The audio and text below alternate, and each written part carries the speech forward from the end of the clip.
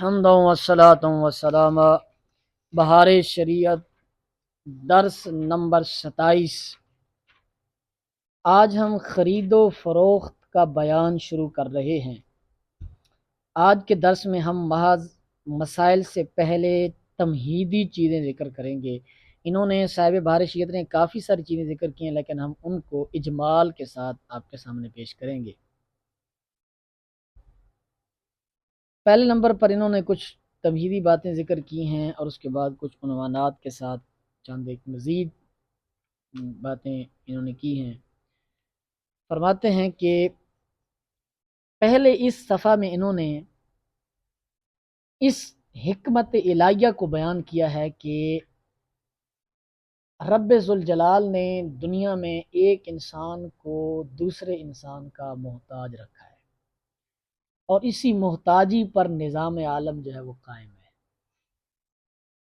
وہ خلاق عالم جس کی قدرت کاملہ کا ادراک انسانی طاقت سے باہر ہے، عرش سے فرش تک جدھر نظر کیجیے اسی کی قدرت جلوہ گر ہے۔ حیوانات و نباتات و جمادات اور تمام مخلوقات اسی کی مظہر ہیں۔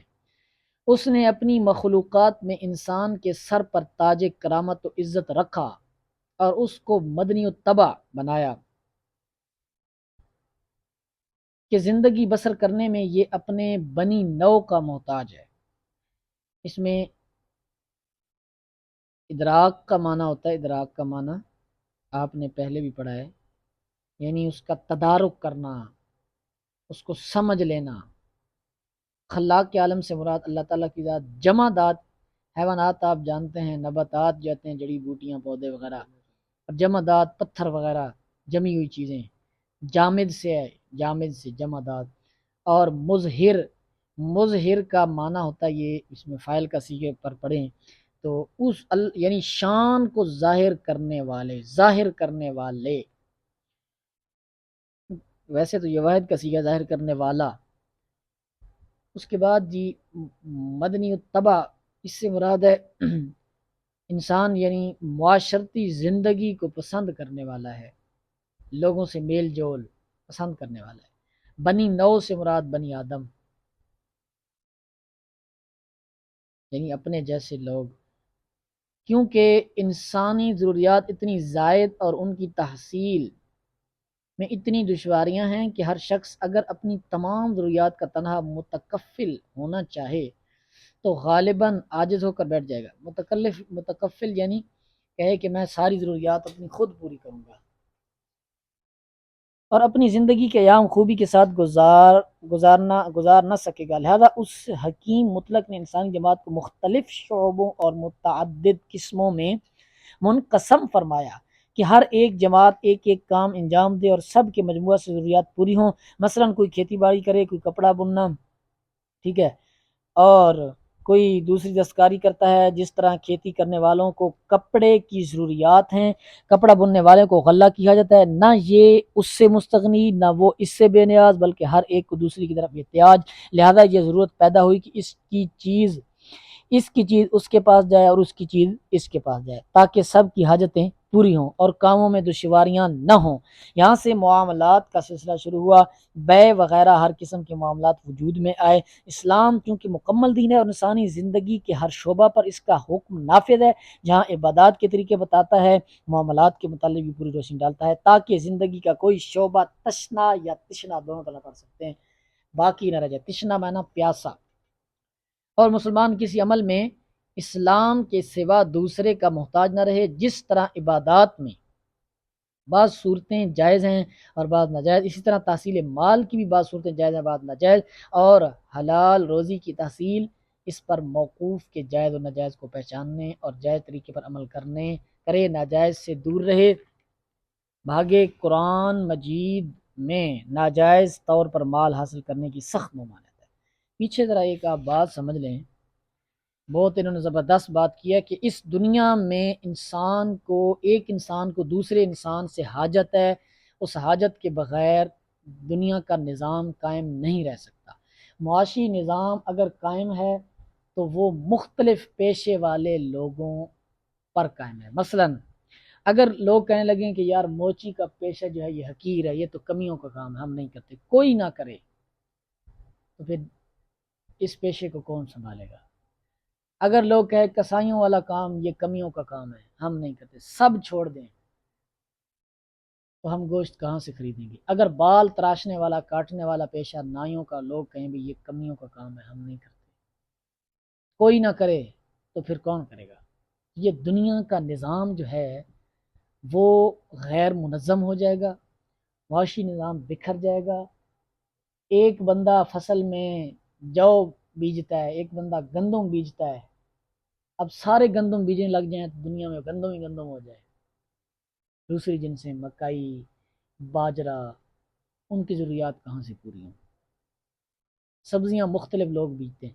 انگریز جب آیا تو اس نے سب سے بڑا کام یہ کیا کہ مسلمان کے دل میں پیشہ، ہنر، تجارت، کاشتکاری، اس کی نفرت ڈال دی، اور ان کو کہا جی یہ تو کمیوں کے کام ہے، اور نوکریوں کی عزت ڈالی تاکہ جو ہے ان کا رجحان تمام تر ہنر سے ہٹ کر نوکریوں کی طرف ہو جائے۔ ہنر اور پیشہ اور کھیتی باڑی جو اصل معاشی نظام ہے اس میں یہ ہمارے محتاج ہو جائیں، اور بعض نوکریوں کے پیچھے بھاگتے رہیں۔ جب ایسا ہوگا، جب ان کے پاس اپنا ہنر نہیں ہوگا، تو پھر ان کا معاشی نظام تباہ و برباد ہو جائے گا۔ اللہ تعالیٰ نے فرمایا جی وَلَا تَأْكُلُوا أَمْوَالَكُمْ بَيْنَكُمْ بِالْبَاطِلِ وَتُدْلُوا بِهَا إِلَى الْحُكَّامِ لِتَأْكُلُوا فَرِيقًا مِّنْ أَمْوَالِ النَّاسِ بِالْإِثْمِ وَأَنْتُمْ تَعْلَمُونَ۔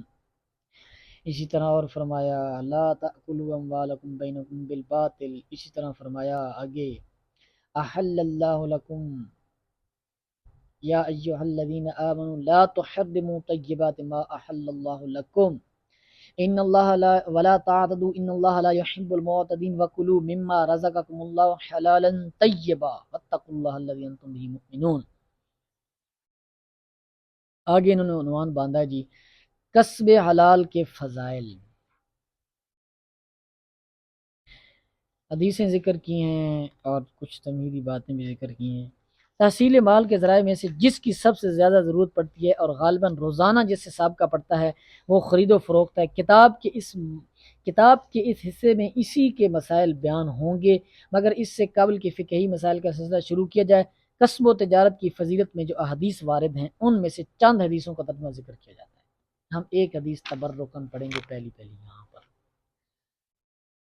صحیح بخاری شریف میں مقدام بن معدی کرب رضی اللہ عنہ سے مروی کہ حضور صلی اللہ علیہ وآلہ وسلم نے فرمایا اس کھانے سے بہتر کوئی کھانا نہیں جس کو کسی نے اپنے ہاتھوں سے کام کر کے حاصل کیا ہے، اور بے شک اللہ کے نبی داؤد علیہ السلام اپنی دستکاری سے کھاتے تھے، یعنی دستکاری کی اتنی برکت ہے۔ اسی طرح ایک اور حدیث میں آتا ہے القاسب حبیب اللہ، قاسب ہاتھ سے کمانے والا اللہ کا حبیب ہے، تو اس میں کوئی آر، کوئی شرم کوئی نہیں ہے۔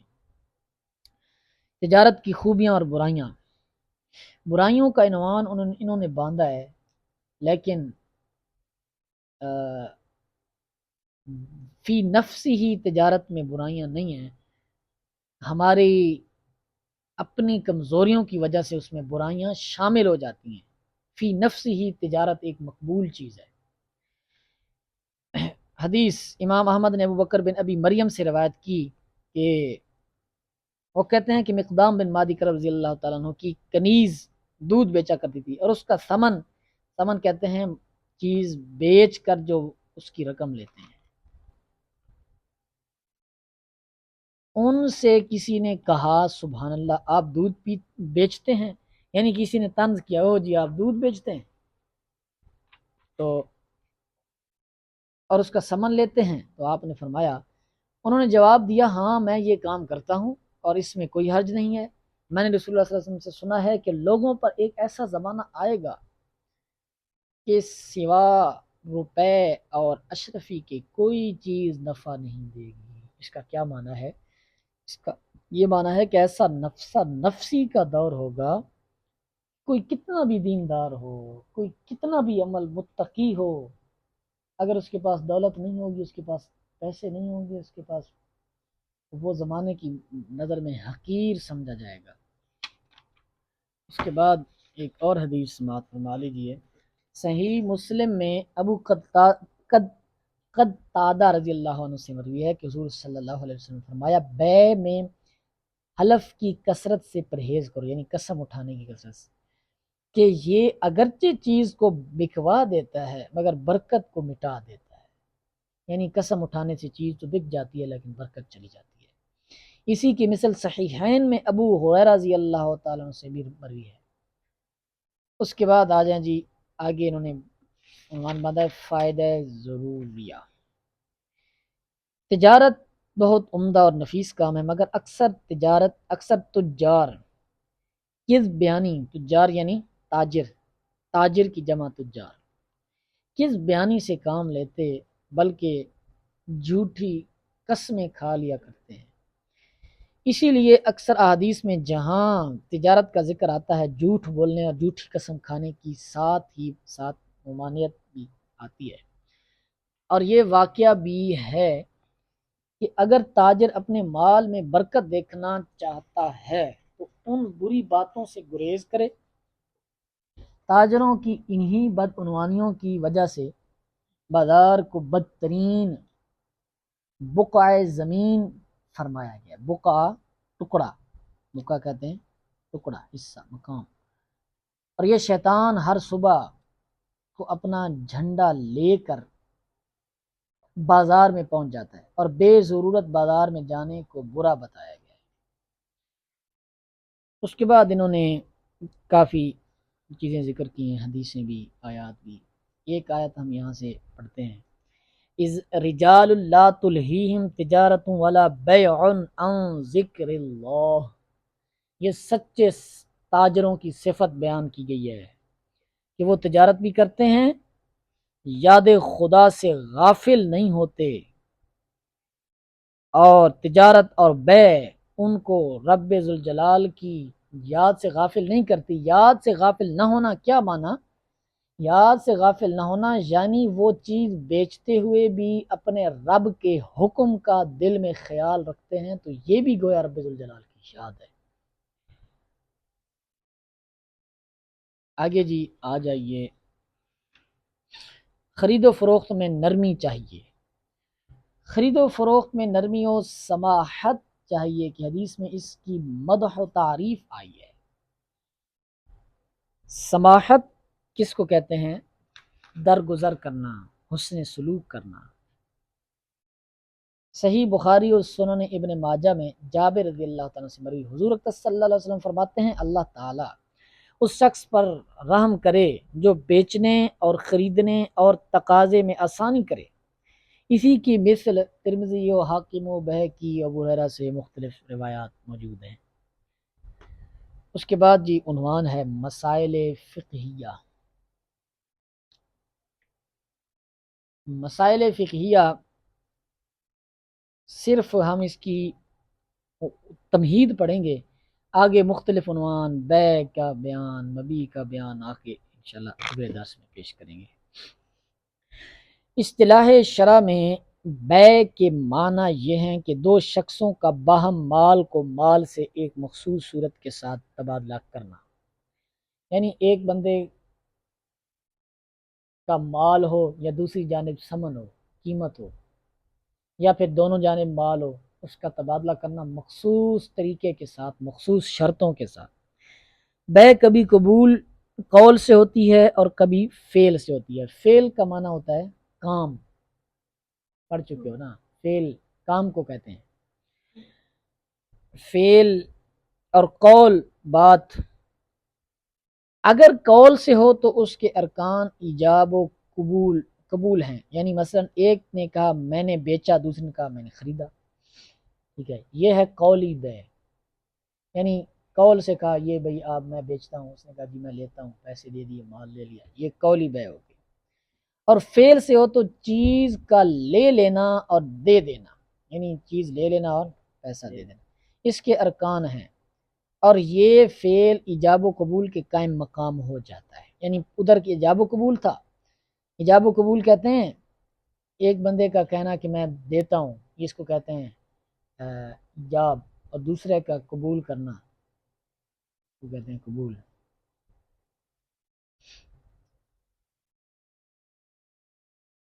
مثلا ترکاری وغیرہ کی گٹھیاں بنا کر اکثر بیچنے والے رکھ دیتے ہیں، ترکاری کہتے ہیں سبزیاں، پالک وغیرہ، میتھی وغیرہ ہے، سبزیاں وغیرہ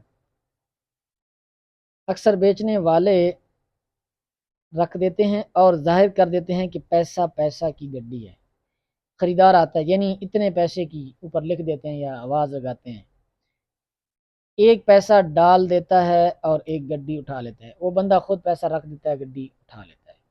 لیکن پاکستان میں ایسا نہیں ہوتا، بعض ملکوں میں ایسا ہوتا ہے کہ سبزی فروش جو ہوتے ہیں وہ اپنی ریڈی لگا کر چلے جاتے ہیں، اوپر قیمت لکھ کر گڈیاں بنا کر، لوگ آتے ہیں پیسے رکھتے ہیں، گڈی اٹھاتے ہیں، چلے جاتے ہیں۔ لیکن افسوس ہے کہ یہ پاکستان جو ہے نا، یہ پاکستان یہ اسلامی جمہوریہ ہے، اس وجہ سے ادھر کچھ جو ہے نا زیادہ جو ہے وہ کہہ لیں ایمانداری ہے، اور ایک گڈی اٹھا لیتا ہے، طرفین باہم کوئی بات نہیں کرتے مگر دونوں کے فعل ایجاب و قبول کے قائم مقام شمار ہوتے ہیں، اور اس قسم کی بے کو بے تعاطی کہتے ہیں۔